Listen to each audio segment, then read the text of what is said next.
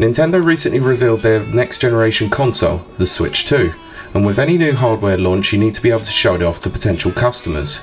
Much like its predecessor, Nintendo has organised a world tour, which hit the Excel Centre in London on a sunny weekend in April, in the form of the Nintendo Switch 2 Experience.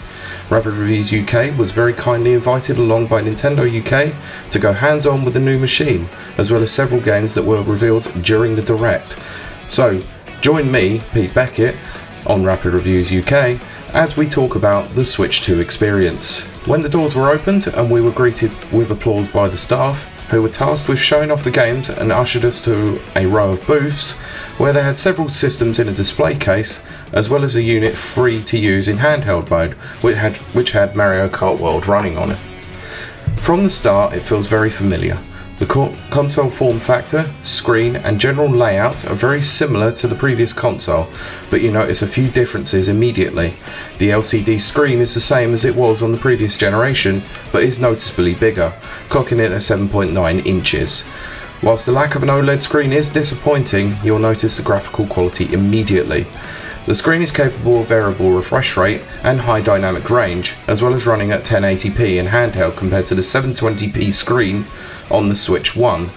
With games like Mario Kart, Donkey Kong and Metroid Prime, you can notice the difference in quality immediately.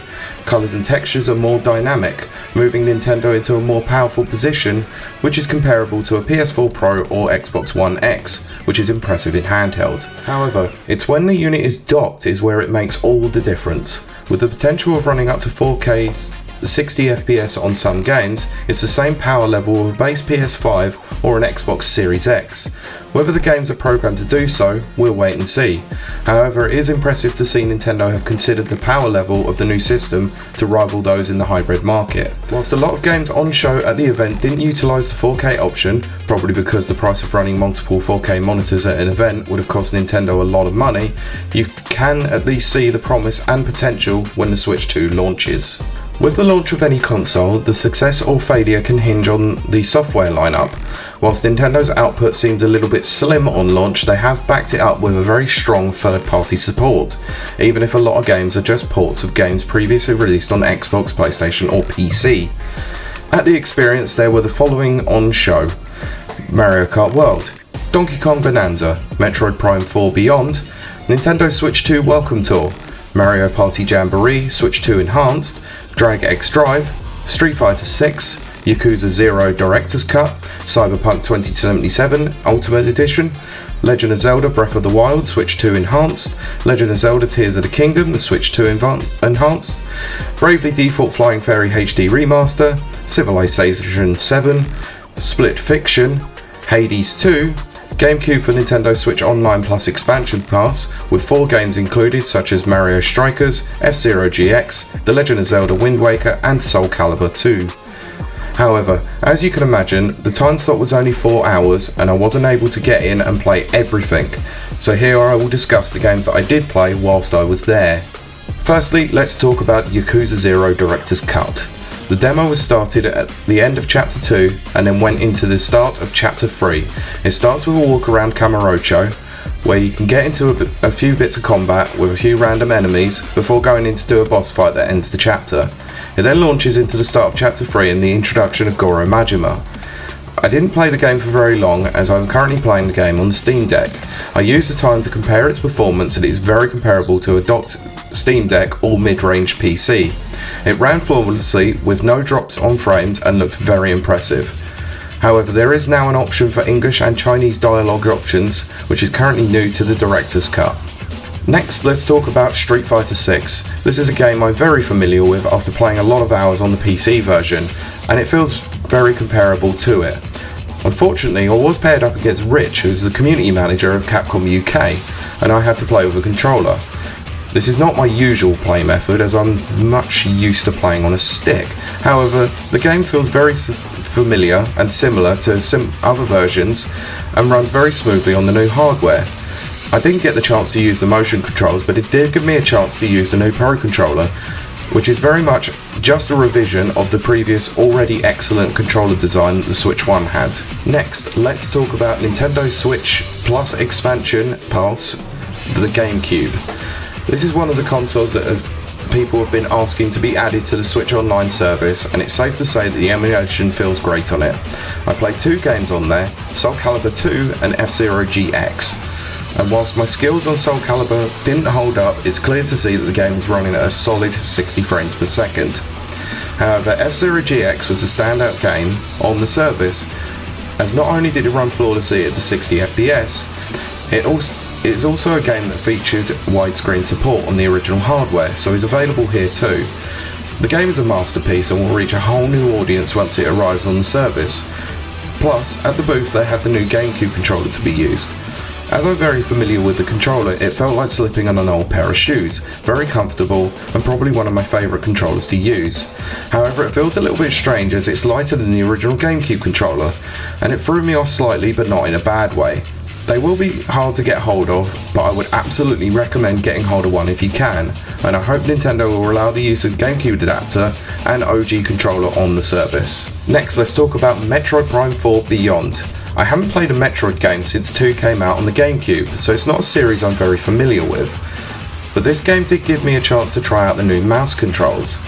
Whilst it's not the most comfortable design to start, as a lot of the buttons used for shooting are on the controller face buttons, you do quickly get used to it, and being able to seamlessly switch between mouse controls, split Joy-Con and motion controls without entering a menu was a welcome addition. It meant that I defaulted to mouse during combat heavy sections and split Joy-Cons with stick controls during traversal. The game itself is absolutely stunning and runs at an incredibly smooth frame rate, with the person at the booth stating that they were in performance mode at 1080p 120 frames per second. There is a lot going on in terms of action, but the game stays stable and never skips a frame and looks beautiful to boot. I was highly impressed with the demo and will strongly consider getting the game on launch, despite not being a big Metroid fan. Let's talk about Donkey Kong Bonanza. Going into the experience, with exception to the Mario Kart, this was the game I was most interested in.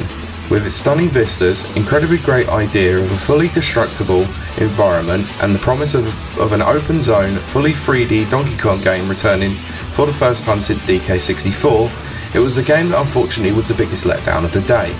Whilst DK looks amazing with his facial animations and fully dynamic and high resolution fur, it is the performance of the game that is truly worrying. Taking a note out of a couple of the kingdoms from Mario Odyssey, the frame rate can tank to below 30 frames per second, and becomes noticeable when trying to move the camera around. Hopefully it is fixed during the polishing stages before release, however with this being playable for the first time to the public, you would expect it to have been shown better, but alas it didn't. And most unfortunately, the game just didn't feel intuitive or fun. Finally, let's talk about Mario Kart World. This was, without question, the game of the show, and clearly the game that Nintendo has the most confidence in. It was the game shown when the Nintendo Switch 2 was initially revealed, and was given the priority during a recent Direct. In fact, there were 2 separate demo areas at the experience just for it. Nintendo clearly knows that Mario Kart will be a system seller, and after playing it, it absolutely will. The game looks absolutely stunning and also runs very smoothly. With a huge playable roster and great selection of different karts, there will be a character and vehicle setups for all playstyles. Plus, there are several duplicate characters, but rather than being clones, or echo characters if you want to use the Smash Brothers term, these clone characters have different attributes. For example, there is a Mario on a character select screen who had skiing gear on, which gave him an all-terrain attribute. Your choice of character, like in Mario Kart 8, will dictate your playstyle. Whilst we didn't get a full Grand Prix, we were put in a race just after the drive between, with us having a rolling start.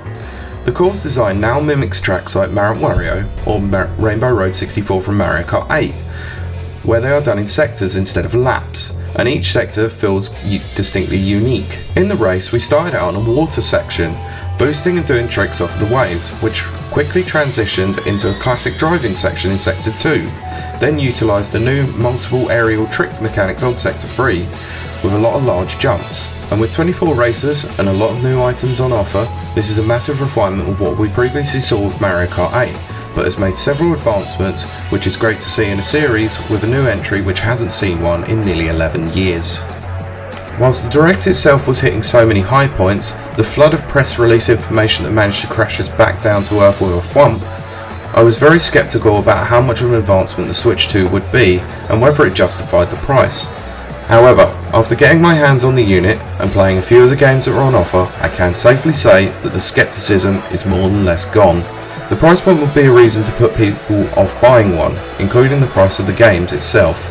So if you do decide to part with your hard-earned money, you will clearly see a refined advancement of what made the Switch such a great system.